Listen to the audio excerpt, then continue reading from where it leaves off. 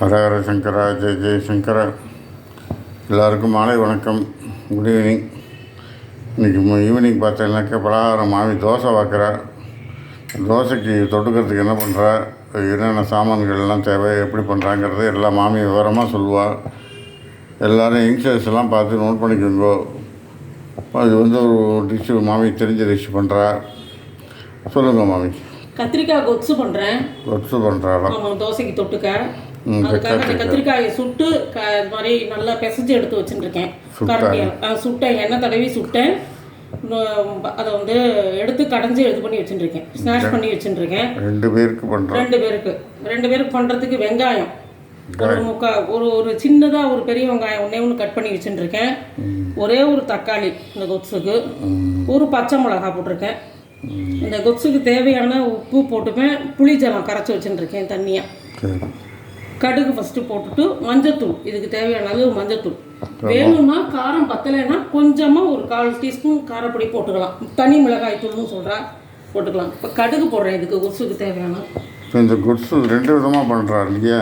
ஆமாம், அது கத்திரிக்காயை பொடி பொடியாக நறுக்கி வெங்காயம் தக்காளி எல்லாம் போட்டு வதக்கி புளி கரைச்சி ஊற்றி பண்ணுறது ஒன்று. ரெண்டாவது இந்த கத்திரிக்காயை சுட்டு தக்காளி வெங்காயம் எல்லாம் போட்டு பண்ணுறது ஒன்று. 2 விதமாக. அதான் 2 விதமாக கொசு பண்ணுறா. சுட்டு பண்ணுறது, சுடாமல் பண்ணுறது. ஸோ 2 விதமாக இது பண்ணுறது. ஆனால் கத்திரிக்காய் சுட்டு துவையில் இருக்க கொஞ்சம் பெரிய கத்திரிக்காயாக இருக்கணும் இல்லையா? அது என்ன சைஸ் இருக்கணும்னாக்கா கிட்டத்தட்ட ஒரு மாங்காய் சைஸ். ஒரு சில பேர் பார்த்தீங்கன்னா மிக்சியில் கூட அடிச்சுடுவாங்க. மிக்சியில் இந்த மினி ஜாரில் பேர் நிறையா இருந்ததுன்னா, அதாவது நிறையா பேருக்கு பண்ணுறான்னு வச்சுக்கோங்க. இந்த மாதிரி கையில் மசிச்சுட்டு இருக்க முடியாது. மிக்சியில் போட்டு ஒரு அடி அடித்தோம்னா நல்லா இதுவாகிடும். அதை எடுத்து இந்த தக்காளி வெங்காயம் எல்லாம் நல்லா வதங்கினதுக்கப்புறம் இதையும் போட்டு இந்த புளிஜலம் ஊற்றி உப்பு போட்டு மஞ்சத்தூள் போட்டு கொதிக்க விட்டு இறக்கிடுவா. அவ்வளோதான். இது கத்திரிக்காய் பார்த்தீங்கன்னா சுட்டு பண்ணுறதுனால இப்படி பண்ணுறா. அது ஒரு வாசனை. சுட்டு பண்ணினா கத்திரிக்காய் ஒரு வாசனை இருக்கும். அந்த குட்ஸு அதுக்கு பேர் சுட்டு பண்ணி செய்கிறது. அது ஒரு மாதிரி குட்ஸு.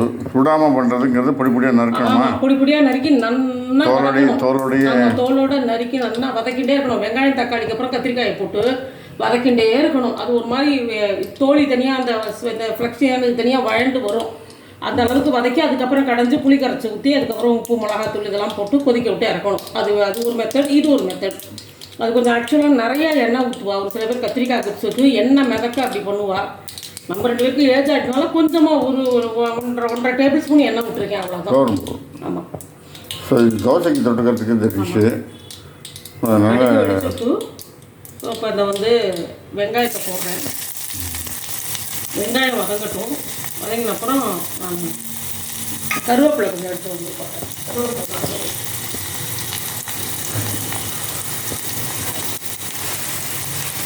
அதனால் இது நம்ம இதுக்கு தொட்டுக்கலாம், பிடிக்கோட்டைக்கு தொட்டுக்கலாம். அப்புறம் தோசைக்கு நல்லாயிருக்கும். நேற்று பண்ணையில் இட்லிக்கு தொட்டுக்கலாம். அரிசி உப்புமாவுக்கு நல்லாயிருக்கும்.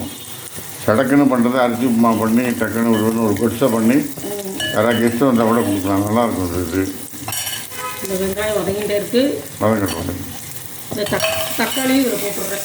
எண்ணத்தையும் போட்டு கை தவறு உணர்வு பார்த்து போனால் போயிட்டு போகிறது மெதுவாக.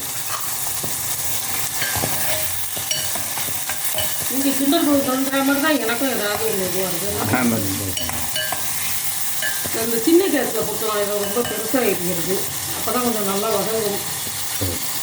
வெங்காயக்கலாமா? சின்ன கேஸில் வச்சுருக்கேன். இதுக்கு தகுந்த மஞ்சத்தூள் கொஞ்சமாக போடுறேன். மஞ்சத்தூள். ஆமாம்.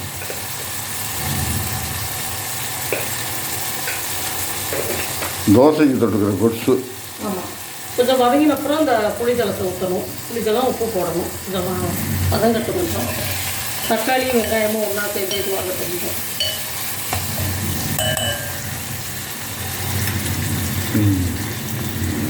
அவ்வளோதானே? அவ்வளோதான்.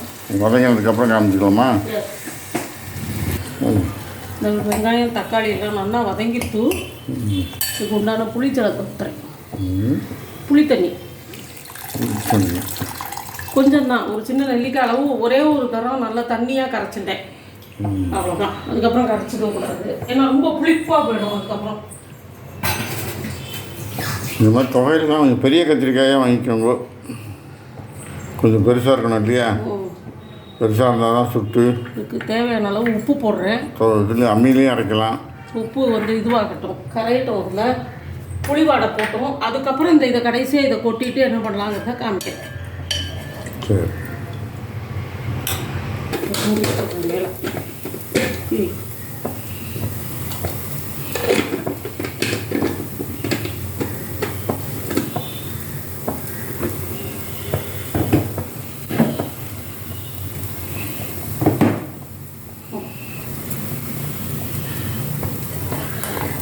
இந்த தக்காளி வெங்காயம் எல்லாம் வெந்து போச்சு. இந்த புளி வாசனை போகிறதுக்காக தான் கொதிக்க வச்சுட்டுருந்தேன்.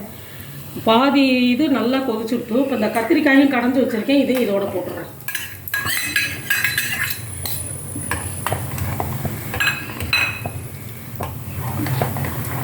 இது சேர்ந்து இதோட கொதிச்சுட்டு பாருங்கள், அரை ஸ்பூனுக்கு அரிசி மாவு எடுத்து வச்சுருக்கேன்.